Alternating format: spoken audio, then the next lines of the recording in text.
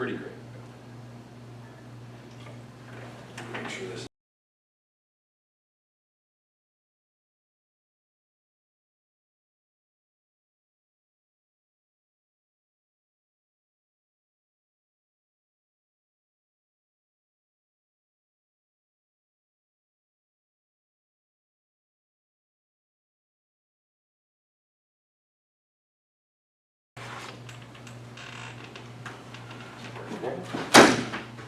Goodness.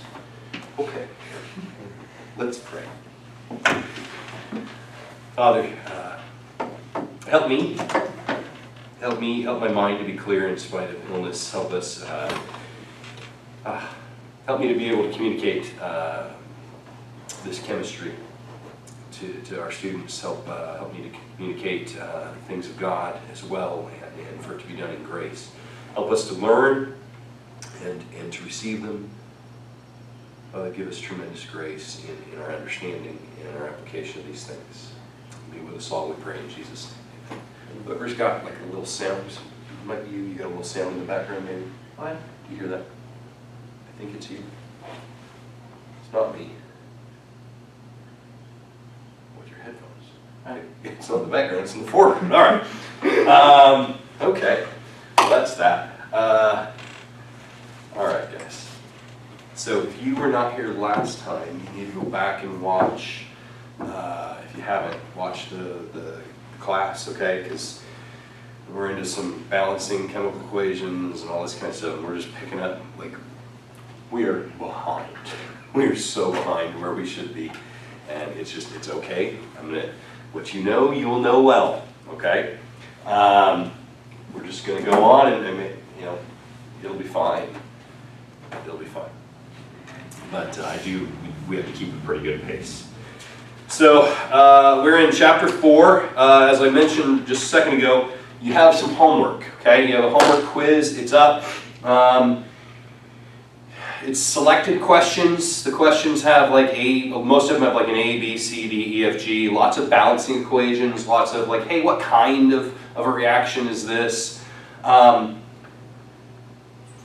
It's an honor system based thing. The question will actually pop up like question 3, and it'll say, did you get these answers? And then I just give you the answers, and you just type yes or no. Okay, that's, you know, so I'm giving you the answers because, you know, you need to be able to check it, and it's to type in chemical equations with arrows and all like that's a nightmare.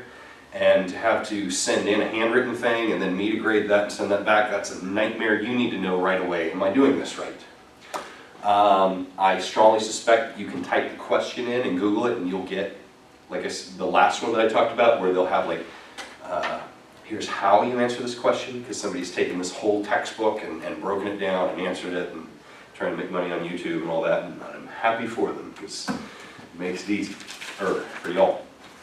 But that said, we're going to pick up where we did last time, if I can find where we were last. This should be it. Where were we? We were on one of these that had multiple parts. I suspect we were on this. Was the last thing we did potassium sulfate and barium nitrate? I suspect that's where we were. Okay, great. So we're doing right now what are called precipitation reactions. Just as a quick review, a reminder, precipitation reaction means I had 2 solutions. So they're both just liquids, and I combined them, and out of that, something came up that was not soluble. So it just has, it formed, and so it forms a solid that will precipitate out, okay? And so when I write a chemical reaction for it, I'll see like, oh, it's aqueous, and then on the other side of it, it'll say aqueous, and it'll say solid. And so that tells me, and of course we've also been dealing with like ionic equations and net ionic equations and spectator ions and eliminating them. And I handed some stuff out last time that if you were not here, you need. So let me give you that. If you were not here last class, will you raise your hand when I'm going to give you this? I actually don't know if I was. You were not here. I know that. I may give you 2. Let me see here. Okay.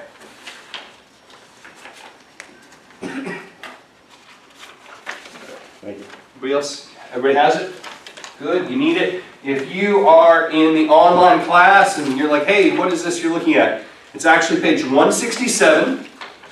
and page 175, and page, what page this is, and page 178. So again, if you're on the online class, it's 167, 175, and 178. A certain compound or a certain molecule is soluble in an aqueous solution.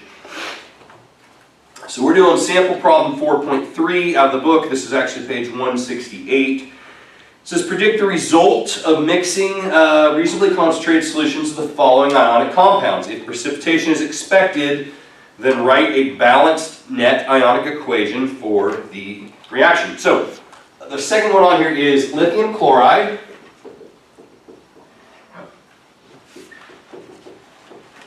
and silver acetate. So we got to go to this thing here, right? So lithium chloride, lithium, what's its ion going to be? For lithium? How do I represent that? Li plus, because it's in that group 1, right? And it's going to be aqueous. Okay, good. And then chloride. Cl negative, aqueous. So it's in group 17, right? So it needs one more electron. It's going to steal it from the lithium. Okay, so Li plus Cl negative, both aqueous, plus silver acetate. Silver is going to be Ag, and acetate we need to look up. Right, so that's going to be on your chart or your list of polyatomic ions. Somebody look that up for me. Which I think I gave you that, did I? I know I've given it to you before. It should be on the back of your periodic table. In fact. CH3CO2. One more time? CH3. Okay. CO2. CO2. And what's the charge on that? Minus. Negative. So if that's a negative, then this must be a single positive, right? Good. So now the question is very simply, well, the products of this, I know that I'm going to get lithium acetate and I'm going to get silver chloride, but I need to know, are any of these going to be solid? Okay? So let's look it up. Li, right? So you look at these, the these ions. If it has a lithium, it is 100% soluble, right? So I know that my lithium is going to be a spectator ion, right?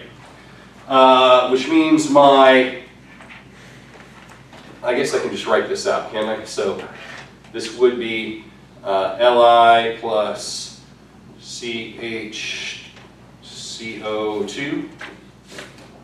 I didn't leave myself enough room. I'm going to rewrite this whole thing, because I did not leave enough room for the camera to pick all this up. Li aqueous plus Cl negative aqueous plus Ag aqueous plus CHCO2 negative aqueous is going to yield Li plus aqueous plus CHCO2 negative aqueous, right? Plus AgCl.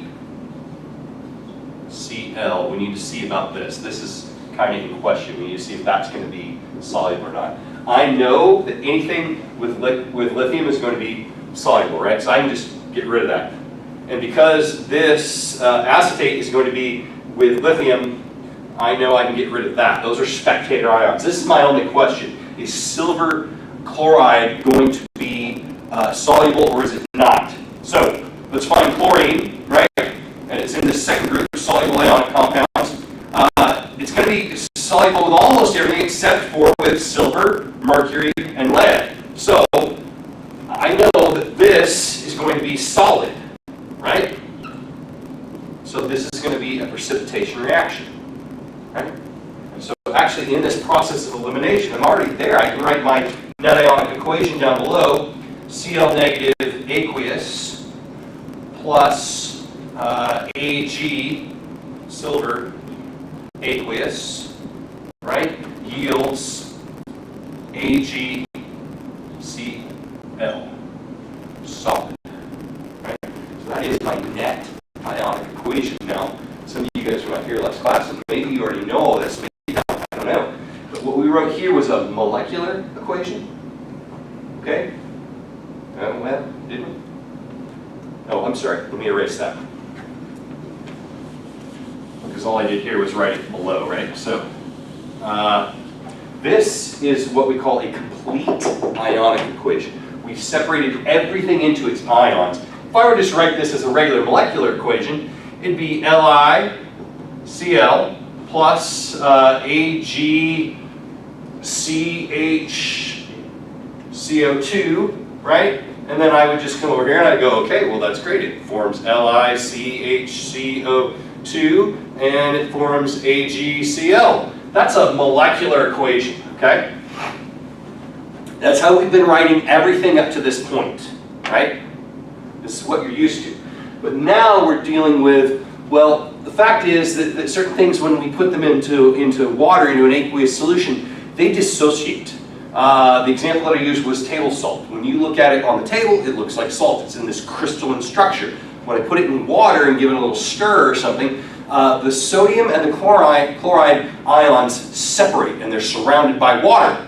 And so they can be represented in that way. And that's what we see here. Lithium and chloride, that's a salt in a crystal. And so when I put them into solution, the lithium separates, it's surrounded by water. The chlorine separates, it's surrounded by water. This one's also a salt, Ag silver acetate. And so silver will separate and chlorine will separate. Well, initially, it's basically saying I've got this solution and I've got this solution, right? So I've got a jar, I've got a beaker of this, and I've got a beaker of that.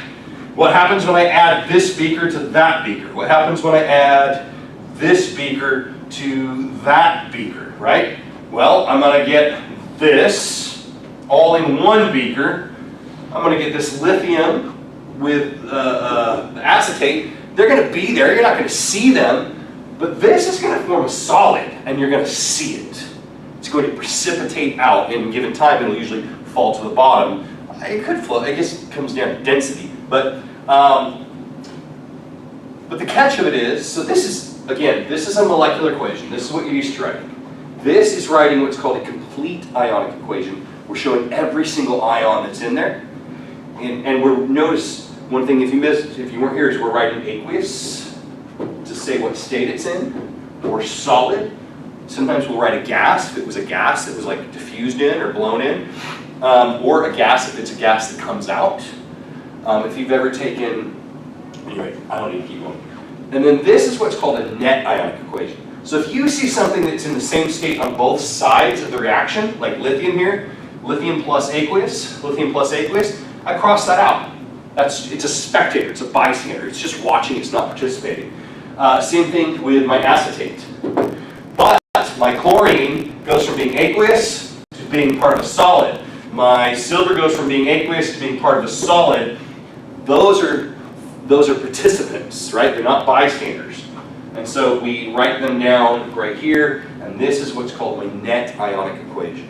And this is always what we're driving at means, okay? We want to know who's participating.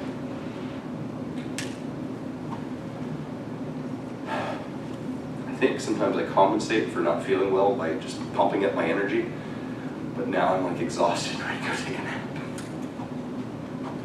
All right. So far, so good? All right, let's do one more of these. I'm going to be a little more chill, I hope. Can I erase this? Good. Okay, good. All right, guys.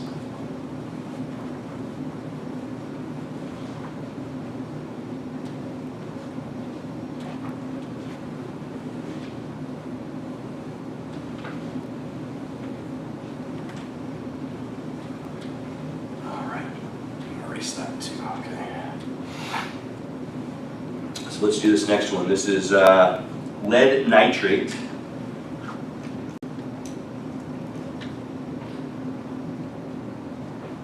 Lead nitrate with ammonium carbonate.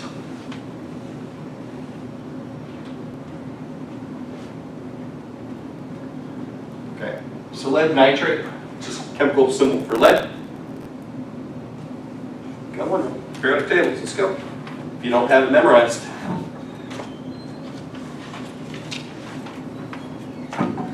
It is. It's metal. It's going to be somewhere there in the middle.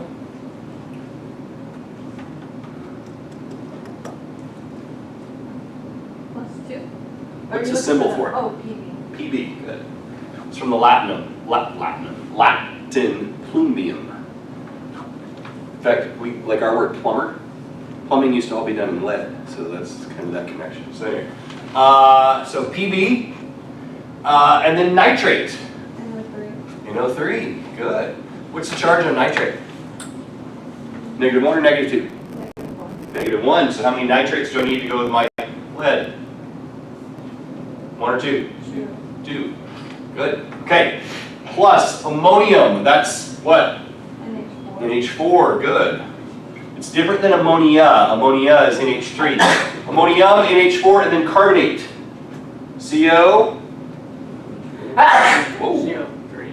CO3. And what's the charge on carbonate? It's on your polyatomic ion sheet. CO. -2. -2. What's the charge on ammonia? Or ammonium? I wrote ammonia. It should be NH4. Y'all didn't correct me. Charge on NH4? +1. +1. So how many of these do I need to go with these? 2.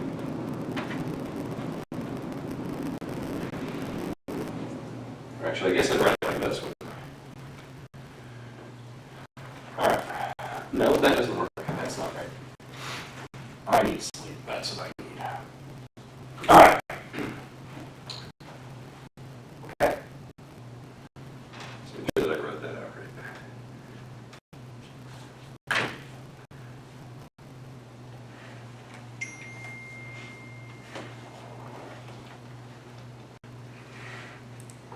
Okay. Well, now this is, what kind of formula is this? Same molecular. Molecular. So now I need to do probably my complete ionic, right? So I got PB, I got NO3, I got 2 of these, right? And then I got NH4, I got 2 of those, and I got CO3, and you know that's going to yield some stuff over here. PB, CO3, and NH4, NO3. All right. Well, tell me, lead. What's the charge? +1. +1. Okay, so I can just put a plus, and then it's going to be aqueous, right? It's going to be ionic, and then NO3. What's the charge? You said this is +1. Yeah, that's not +1. That was It's +2. +2. +2. Okay. No worries. And then this one is +1. +1, and it's going to be aqueous, right? Because we're in the solution. NH4. NO3 is -1. Thank you. Thank you. NH4 is going to be,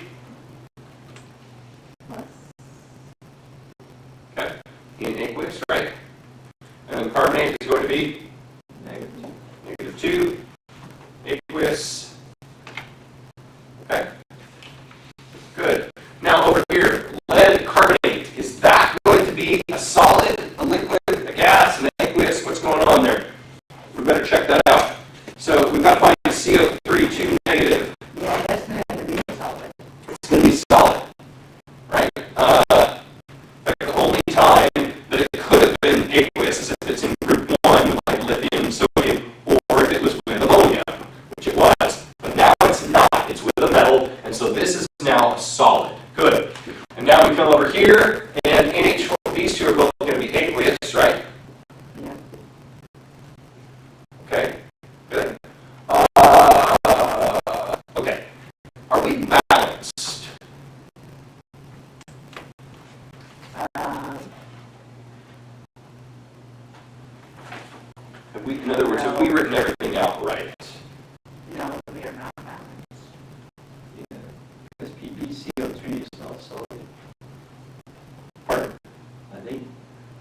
is definitely solid.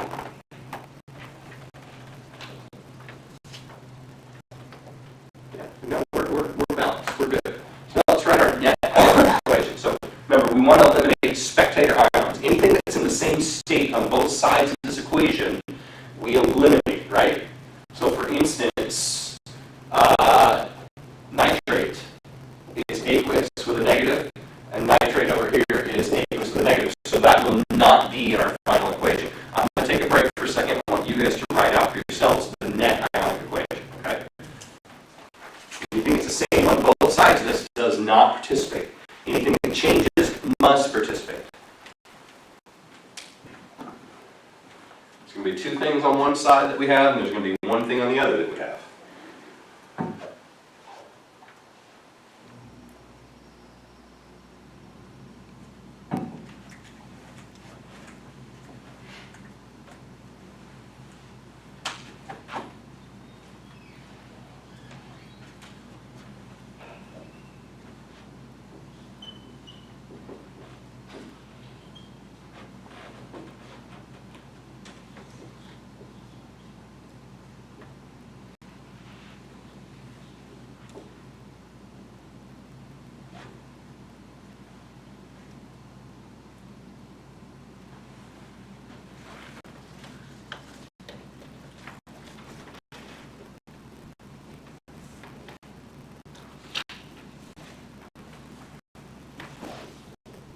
That's where we run balance. That's why that wasn't bad enough.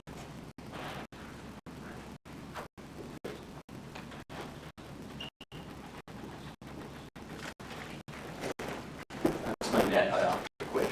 Very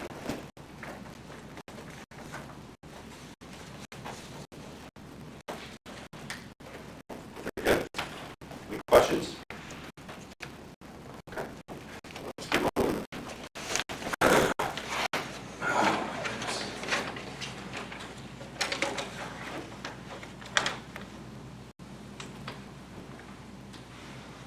Okay, we'll do one more practice one, and then we'll roll on to the next thing.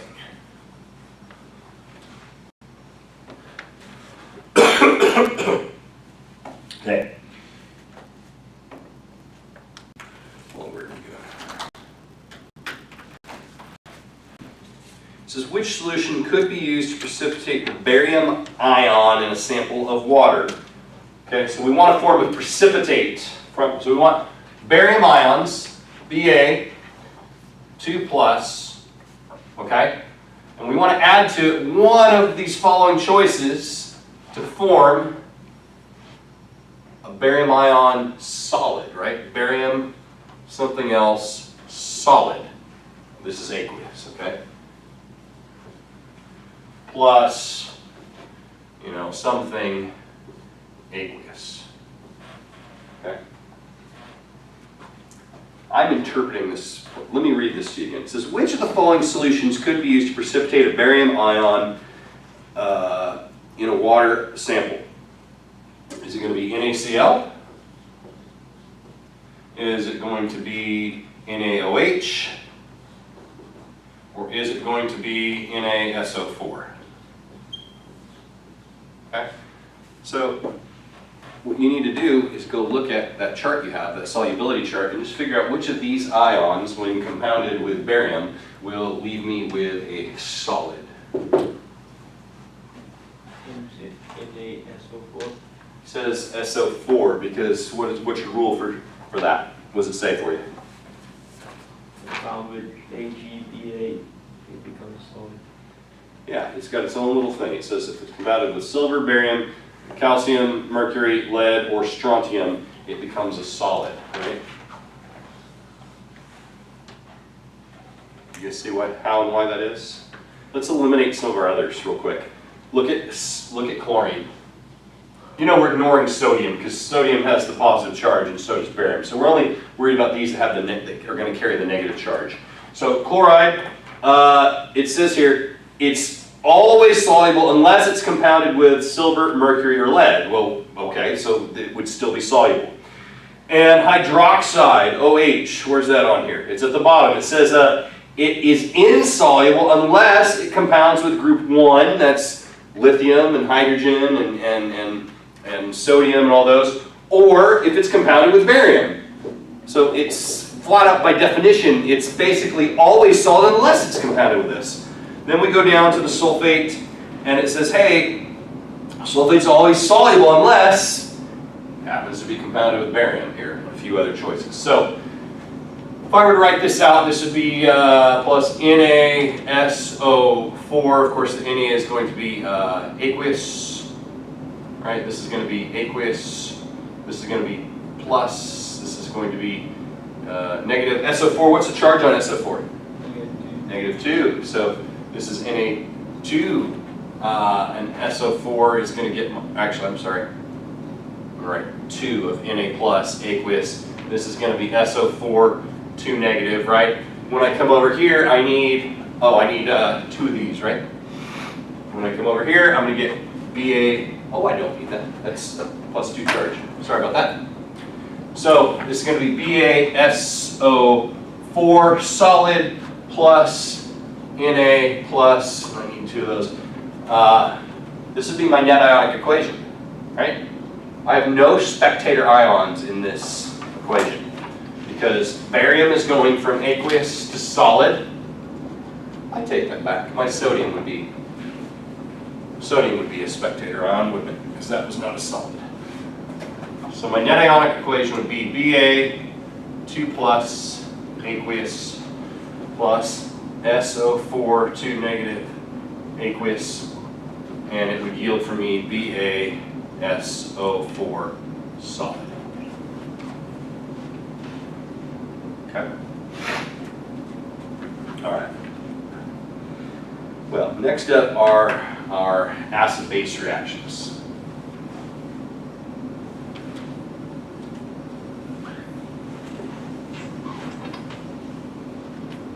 See what we need to know about acid-base reactions. An acid-base reaction is one in which the hydrogen ion, which is always this, the hydrogen ion is transferred from one chemical species to another. Such reactions are of central importance to numerous natural and technological processes, ranging from the chemical transformations that take place within cells and lakes and oceans, to the industrial scale production of fertilizers, pharmaceuticals, and other substances essential to society. The subject of acid-base chemistry, therefore, is worthy of thorough discussion, and a full chapter is devoted to this topic later in the text. For purposes of this brief introduction, we will consider only the more common types of acid-base reactions that take place in aqueous solutions. In this context, an acid is a substance that will dissolve in water to yield hydronium ions. So, acids equal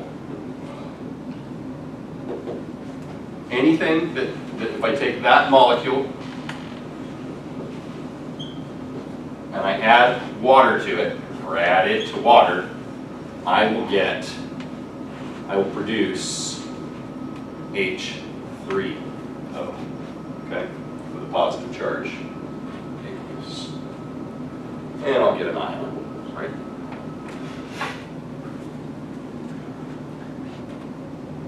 There are other definitions of acids. We'll come across some later. You'll learn about Lewis acids and bases and stuff like that. We don't need to know about that right now. But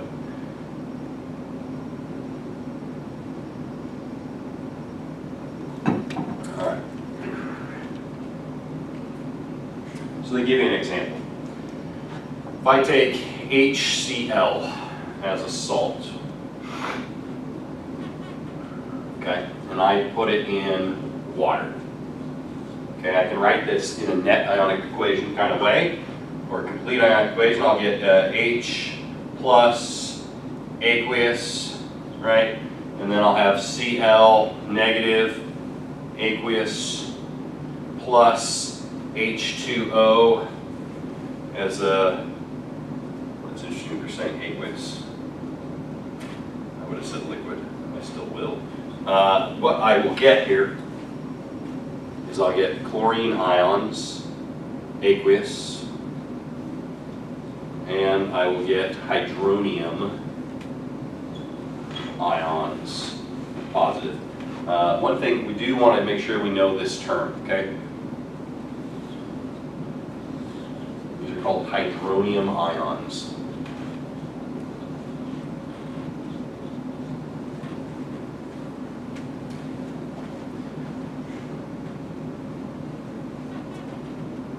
All that is a water, H2O, with a hydrogen ion that's lost its electron hanging out with it. Not even just hanging out, like they actually, the electrons from the water begin to share with that hydrogen ion, but it has a net positive charge because it's missing an electron, okay?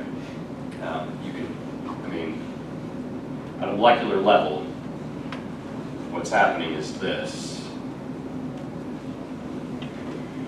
This is functioning as a unit together. Okay, this is a hydronium ion. Okay, copies? Okay, all right. It says the process represented by this equation confirms that hydrogen chloride is an acid. When dissolved in water, hydronium ions are produced by a chemical reaction in which the H+ ions are transferred from the HCl molecules to the water molecules. Okay, great. As just described, is essentially 100%. So basically, as much hydrogen chloride as I can add to water, I will produce acid. The more I get, the stronger, the more concentrated that acid will be. Okay. More concentrated, maybe is probably the best way to put it, right? But there are also many, many weak, in fact, there are far more weak acids where it'll take a little bit of the hydrogen ions away and form hydronium ions, but only to a certain percent, okay? And of course, if it won't take any, well, then it's not soluble, it's not an acid at all. All right,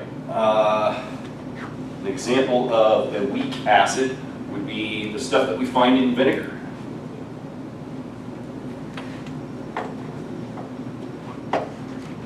So it gives us here CH3CO2H in an aqueous solution plus H2O as a liquid, right? And then that's going to yield, it's draw it this way. You haven't seen this yet, have you guys? It's a double arrow thing. I should have given myself more. I'm going to do it again. I'm going to rewrite this. I didn't leave myself enough room. Let's go CH3CO2H aqueous plus H2O as a liquid.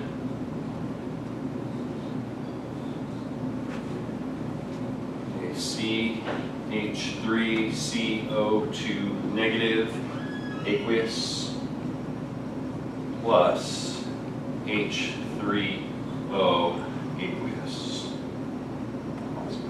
Okay.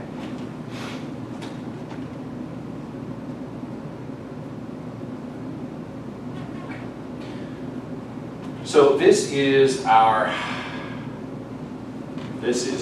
acetate ion.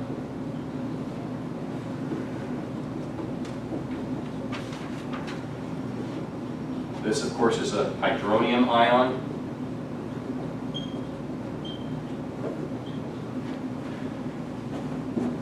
This over here still has this H attached to it, right? So we refer to this as acetic acid. Of course, this is water. In this case, water is not merely the solution or the solvent, but it's actually a participant in this reaction because it's not going to remain H2O on the other side. It's going to become H3O. So the reason I have this one listed is only so much of this will react. If I wanted more of it to react, I'd have to add more water. It's very limited. It says here about 1% of this. So imagine if I had 100 grams of this, you'd expect only one of them to actually release this hydronium ion. Okay? All right. Have you ever noticed that you can take so this is vinegar, basically, right? Okay, if you didn't know that. So you can take vinegar And you can add baking soda to it, and you'll do that little like volcano thing, right, where it boils up. But then you can add more baking soda to it, and it'll react again. And you can add more baking soda, and it'll react again. It'll add more baking soda, it'll react again. Because when I do it the first time, I'm reacting with what's in solution, right? The hydronium ions in solution. But then, because only 1% of it was actually free to become hydronium ions, by changing, and what am I trying to say? How do I say this to you clearly?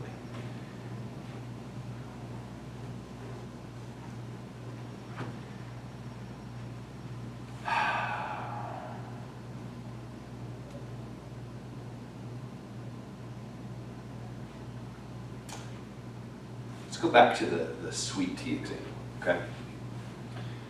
Let me draw this. This is conceptual, okay? I want you to understand in your minds, like, why this works the way it does.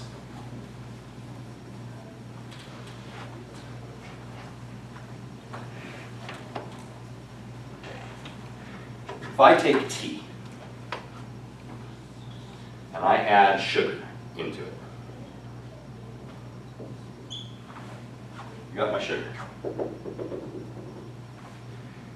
If I just let the sugar sit in there, some of the sugar will dissolve into the solution.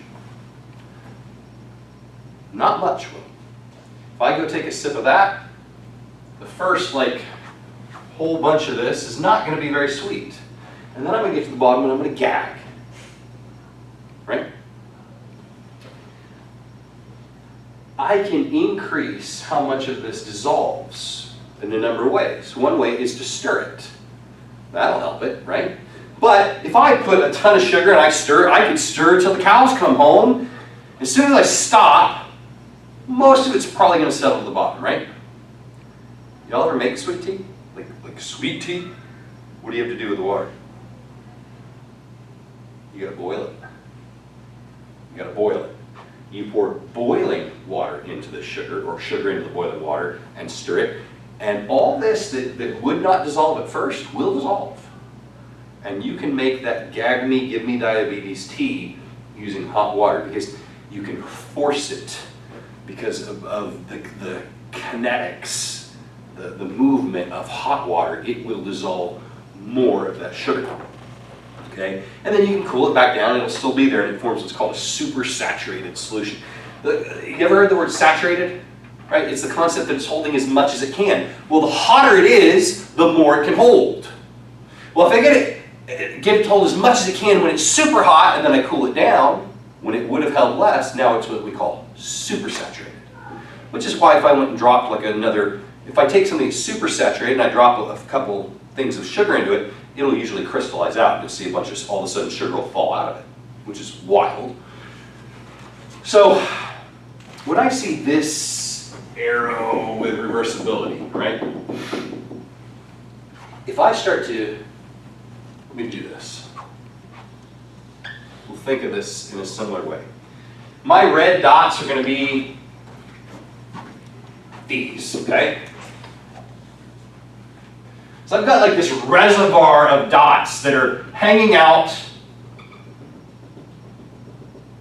with my my acetate ions. I got some of them that are dissociated up here, okay? But then I come in and I add baking soda. And the baking soda reacts with these. And it produces water and it produces gas. And so they get canceled out. Well, now that they're canceled out, that water can hold more of them, right? And so these will dissociate also, and they'll come back into solution. Well, now if I add more baking soda,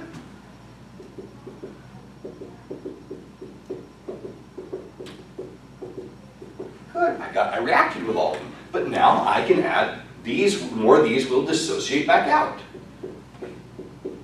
It's an idea of a pressure, okay? Sylvia, come up here.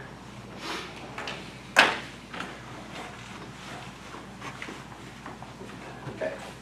So you're going to be this side of the equation, and I'm going to be this side of the equation, okay? Okay, push your hand against mine. All right.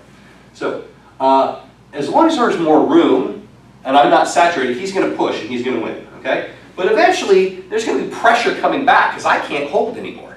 And now we're going to be in equilibrium, right? We're not moving anywhere, right? Yeah. But now, if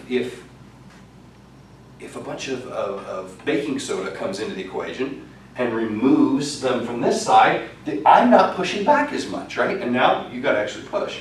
I'm going to get, until I've got enough, and then I'm going to push back. The opposite's also true. If I started pouring like some hydronium ions in on my side, that's going to push the equation back this way, and all of a sudden they'll form back to this side. This idea means that there is a give. You got to actually push, man. Come on. There's some give and some take, right? They're constantly moving back and forth at an atomic level, right? They're moving in and out of solution this way, okay? If I do something to remove them on this side, then more will dissociate. If I do something to add more on this side, they'll go back. Temperature is one of those things. If I were to heat this up, more of them are going to go to this side. If I cool this down, more of them are going to go to that side, okay? I think that was worth the 10 minutes or whatever I just took, just to get the concept of what's going on here, okay? All right. Now, if I'm dealing with strong acid, it just doesn't matter. They'll just dissociate. Okay. All right. Here we go. Let's see if we can do something with that.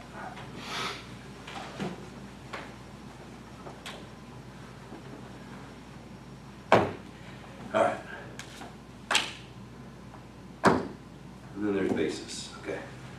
So you've heard of acids, you've heard of bases. Bases are things that, for this definition, are things that produce hydronium ions. Okay. So hydronium ions are OH negative.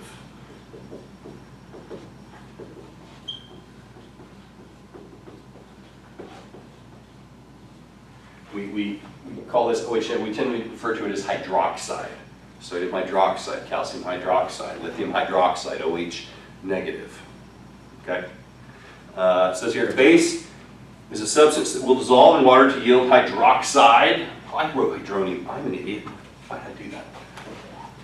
Hydroxide ions. Sorry about that.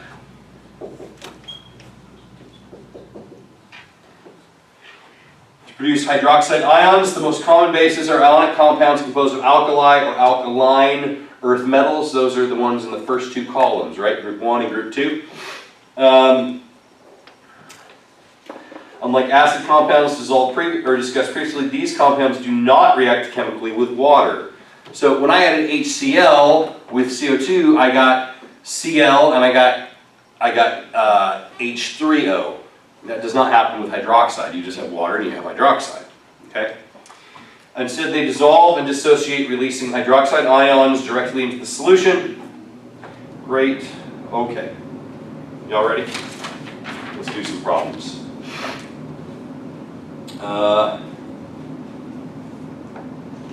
You do need to know about neutralization reactions. Let's do one. Let's do what's called a neutralization reaction.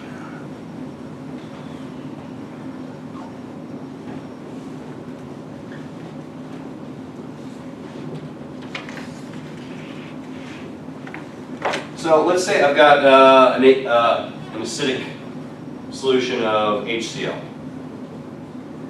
And I want to neutralize this. I don't want it to be acidic anymore, right?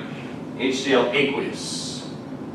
Well, how can I neutralize the hydronium ions that are in there? What's going to cancel out my acid? The answer is going to be not just water. Water will make it more dilute, but it's still going to be acidic. If you take vinegar and you add water to it, it's, vinegar's sour, right? The acetic acid, it's sour. If I add more water to it, it's still going to be sour. If I want to cancel it out, the antidote for an acid is a base, right? I've got to add something that's basic to it. In this case, they want you to add MgOH2,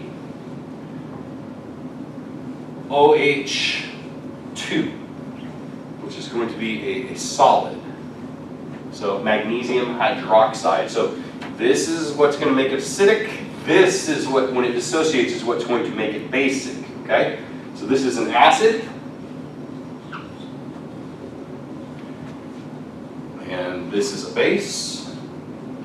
Whenever I combine an acid and a base, I get two things. I get water and I get a salt. Always. Okay? Always, always, always.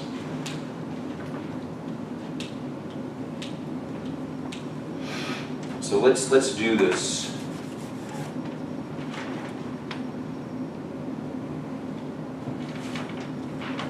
MgOH2 solid plus 2HCl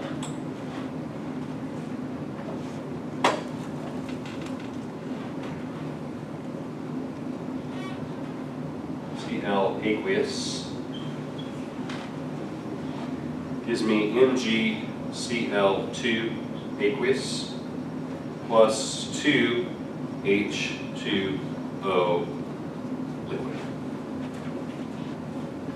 So what happens here literally is that these hydroxide ions combine with the hydrogen to form water. And these magnesium ions combine with these chloride ions to form a salt. Okay?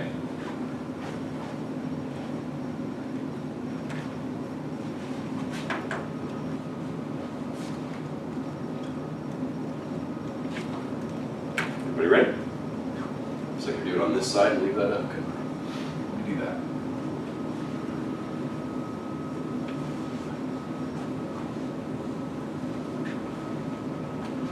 Alright.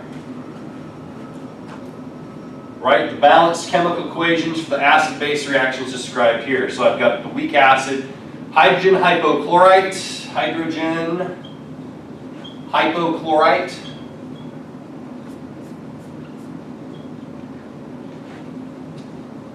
plus water. Let's do that. So what's my chemical formula for hydrogen hypochlorite? I know it must have hydrogen, but I need to know about the hypochlorite ion. What's its formula? You have to look at the back of your periodic table for that, the common polyatomic ions. Is hypochlorite on there? Did I leave that off? It's going to be on another sheet. I gave you another sheet with all the polyatomic ions previously. It's two-sided. Anybody have that one? No, okay. You can Google it, hypochlorite.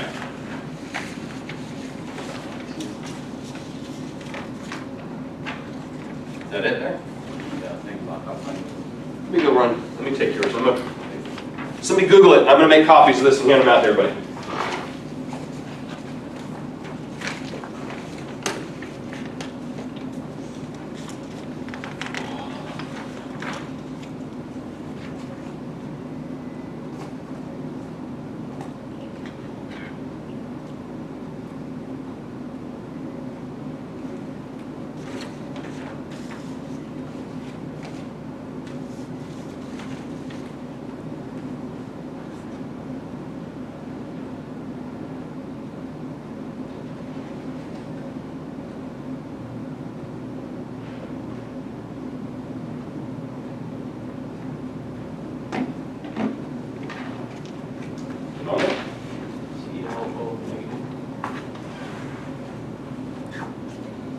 ClO, it has a negative charge, so it's just going to be HClO plus H2O, right? Okay. So what does this ask us to do one more time? It says write balanced chemical equations for the acid-base reactions described here. Okay, so what is this yield formula? ClO plus H3O. ClO, what's my charge? Negative. And then H3O positive, right? Does it balance? Do I have the same number of hydrogens on each side? I got three, I got Cl, I got two oxygens, Life's good. Is that the right answer? It ought to be the right answer. Ah, that's interesting. They say one thing, but they mean another. So they want this aqueous, they want this liquid, they want this aqueous, they want this aqueous. Okay. All right. The next one, a solution of barium hydroxide. Barium hydroxide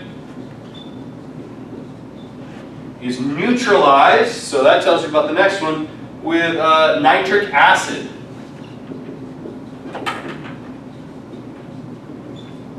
Okay, write that out. Be right back with those. We got a copy.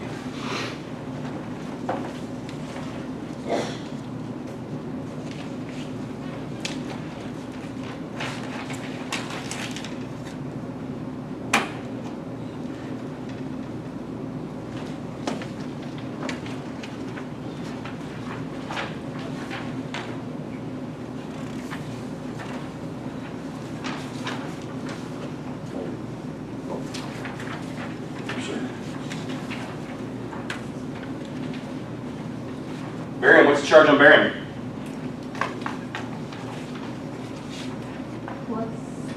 Plus 2. +2, so this is BaOH2, right? Plus nitric acid. It's formula for nitric acid. Should be HNO3.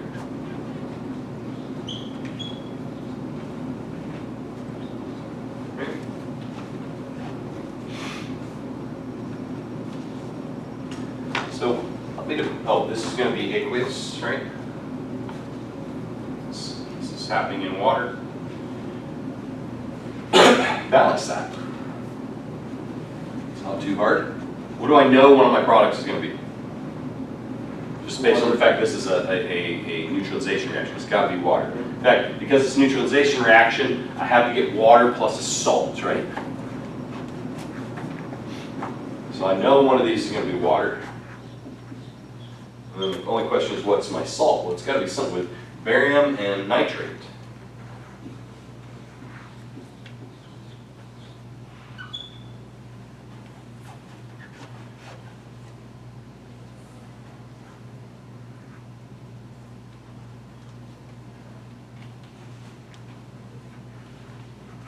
How many hydroxides do I need to neutralize on this side? 2. So how many waters will I have on that side? Has to be 2. Okay? Because I had 2 of these, I need 2 of these to react with it, right? That's got to be the case, right? Barium had a +2, this has a -1. How many of these does it take to react with barium? Let me show you. Barium is +2, right? We're at 2 plus. NO3 is a single negative. So how many of these do I need to go with those? 2. I need 2. So to balance this thing, this has to be like this, right? Does that make sense? Okay.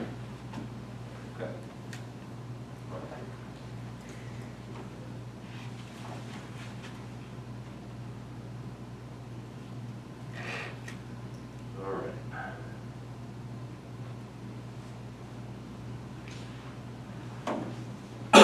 Okay. I'm going to erase this, and we'll take off from there.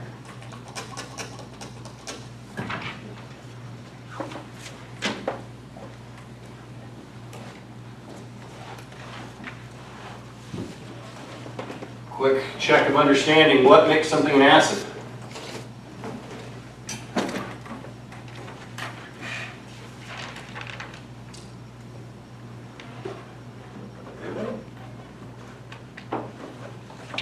H3O.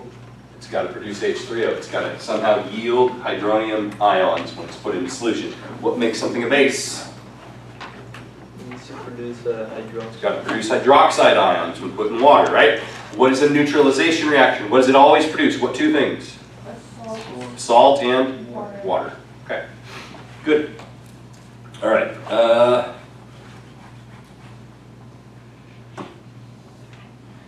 the net ionic equation representing the neutralization of any strong acid with any ionic hydroxide. Any strong acid with any ionic hydroxide. So I'll pick one for you. I'm going to do HCl plus NaOH.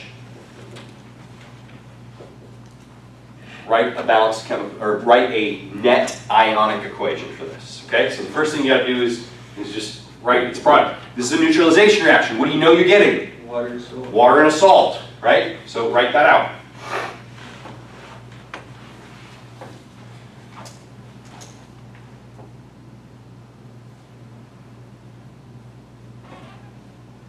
Oh, this is tricky.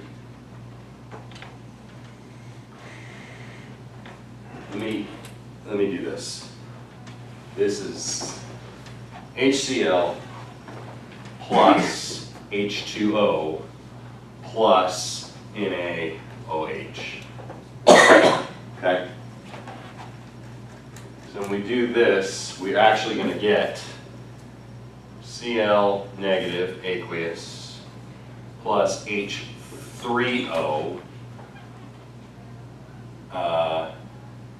aqueous. Of course, this has a positive charge, right?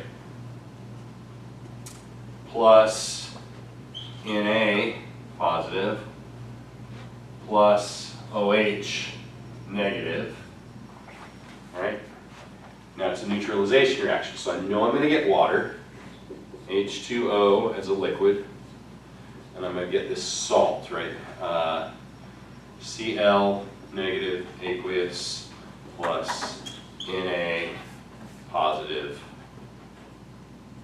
aqueous. Is that balanced? One chlorine on both sides. 1, 2, 3, 4 hydrogens. That means this has to be a 2, right? 1, 2, 3, 4 hydrogens. So 1 sodium on each side. Oxygens should be 1 and 2. I've got 2. That balances as far as my complete ionic equation, but now I need to do my net ionic equation. So chlorine remains the same on both sides. Sodium remains on the same on both sides. So I'm going to ignore those. Those are spectator ions. So I'm going to have H3O plus aqueous plus OH negative aqueous. Sorry, I forgot to write that, didn't I? And that's going to yield 2 waters.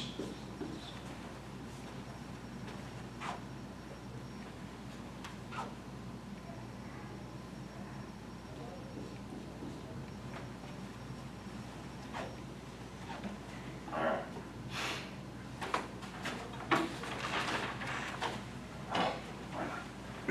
I like these. All right. Y'all ever heard of a redox reaction? No? Okay.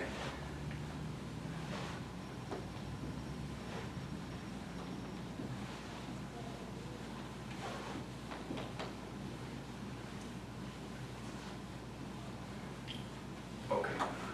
Let me teach you about redox reactions.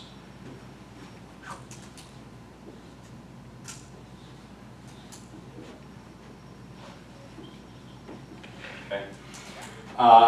Redox is just shorthand for reduction / oxidation reactions.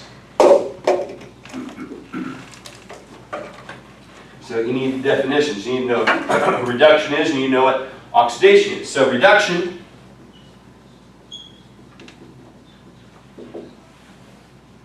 is the gain of an electron.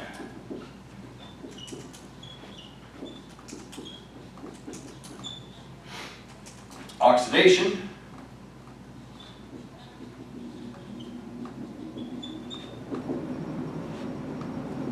is the loss of an electron.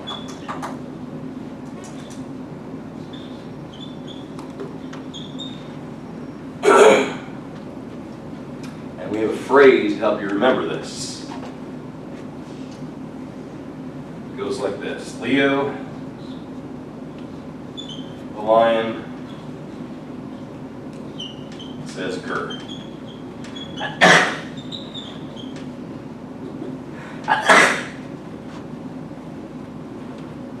This is how you will remember this forevermore.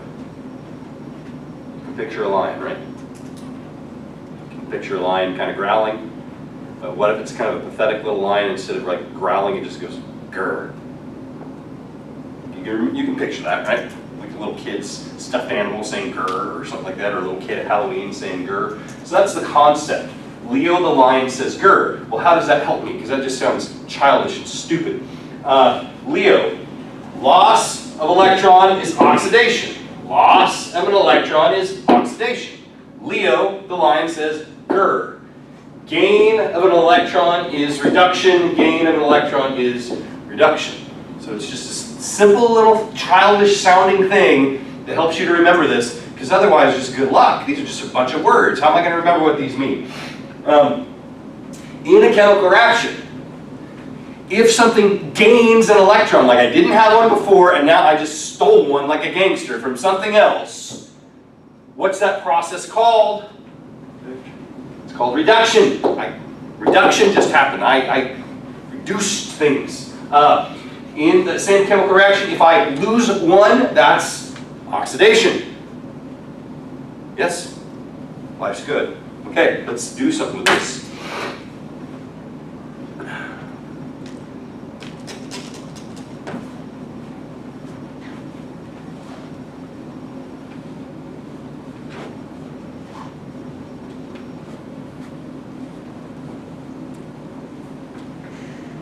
Your text says, who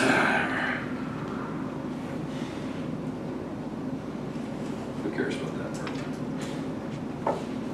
Who cares about that verb? I don't think we do. I'll read it anyways. Earth's atmosphere contains about 20% of molecular oxygen, O2, a chemically reactive gas that plays an essential role in the metabolism of aerobic organisms and many other environmental processes that shape the world. The term oxidation was originally used to describe chemical reactions involving oxygen, O2 gas, but its meaning has evolved to refer to a broad and important reaction class known as oxidation reduction or redox reactions. A few examples of such reactions will be used to develop a clear picture of this classification. Some redox reactions involve the transfer of electrons between reactant species to yield ionic products, such as the reaction of sodium and chloride to yield sodium chloride. So let's do that one. Na2 solid. Let me draw this. Okay? Here we go. So you got a container here, all right?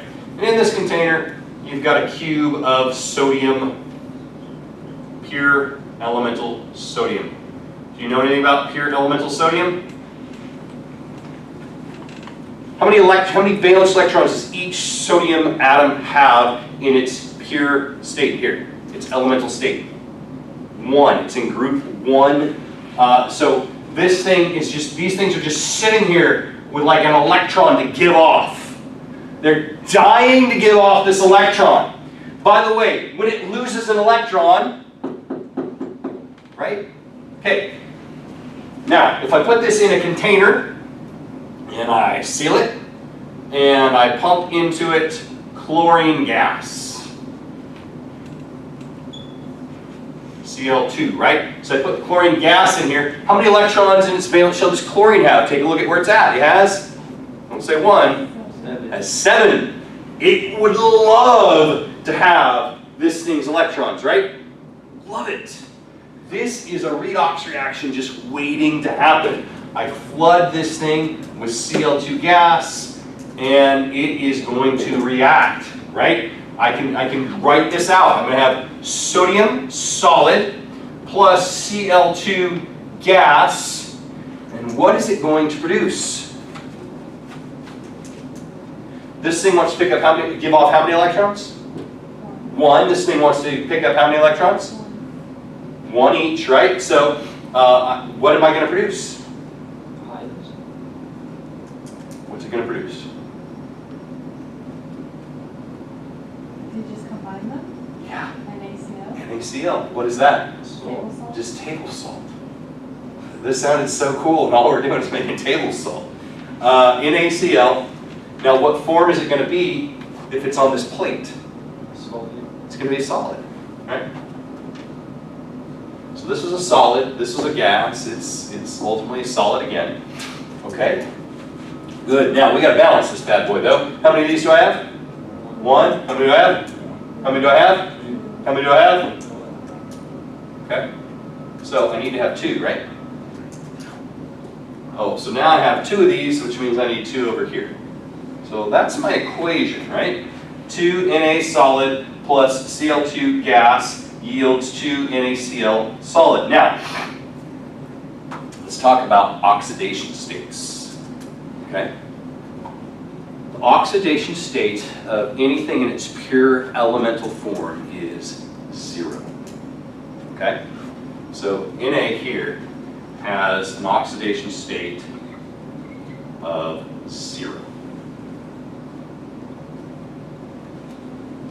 Chlorine here, as a diatomic gas, has an oxidation state of 0.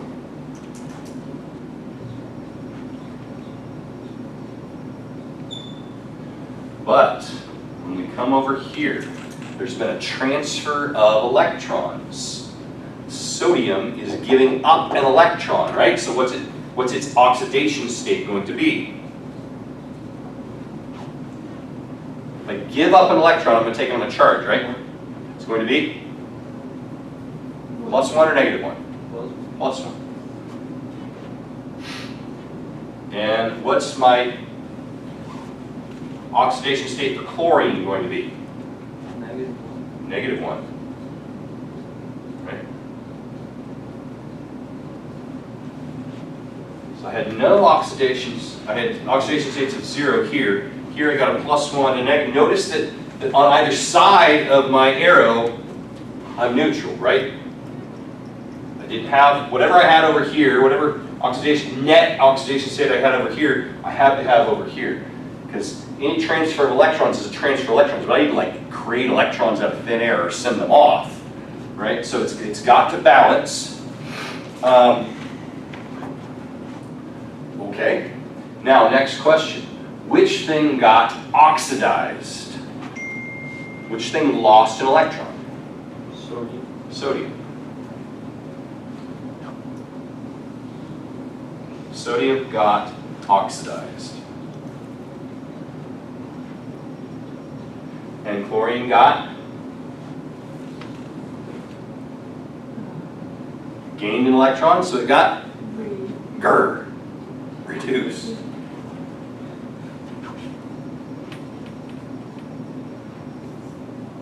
So far, so good. Okay.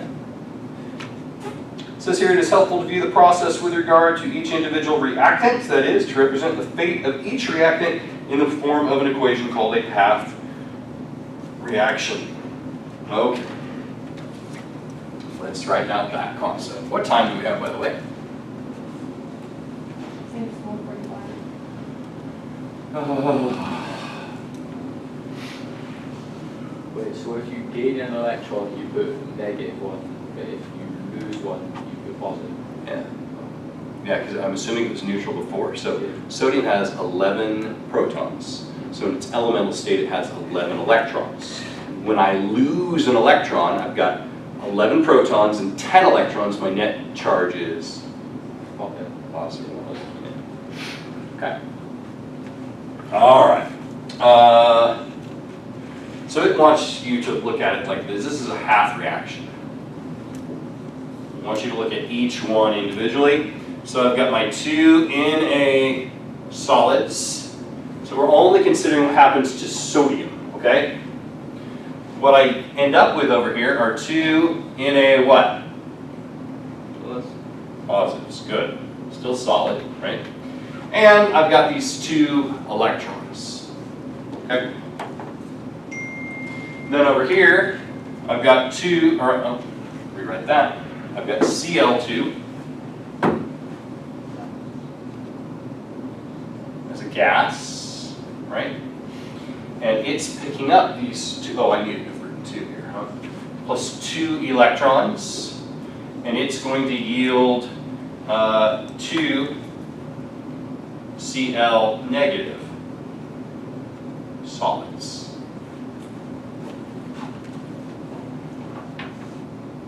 Okay.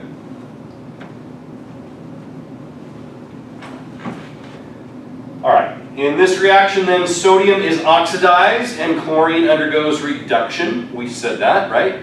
Viewed from a more active perspective, sodium functions as the reducing agent. We'll do that. We'll look at that in a minute. Since it provides electrons or reduces the chlorine.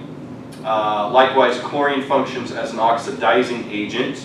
It effectively removes electrons from the sodium ions. I think they make that more complicated than it needs to sound. Here's what I'm going to say to you. Here's what redox reactions happen a lot in biochemistry, which is, biology is my thing. I'm sure it shows. Like I get by in here, but you go into bio class and it's just coming. So we teach the Leo the Lion says grr thing all the time. Another thing that we say is this. Oxidizers oxidize and reducers reduce. That sounds just silly, but just like Leo the Lion, but it's just true. It's something to remember. Oxidizers oxidize. Reducers reduce. I can't spell. Oxidizers oxidize. Reducers reduce. Okay. So what do I mean? It's an oxidizer if it causes something else to be oxidized. It's a reducer if it causes something else to be reduced. This is the result that it has. So let's go back to this NaCl thing, okay?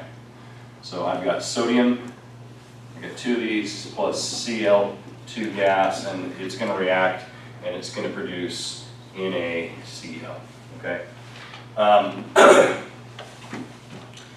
This, right, is going to gain or lose an electron.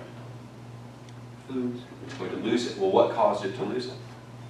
Loss of electron is called oxidation. What caused this to be oxidized? Chlorine gas, right? Therefore, the chlorine gas causes the oxidation, therefore it's an oxidizer.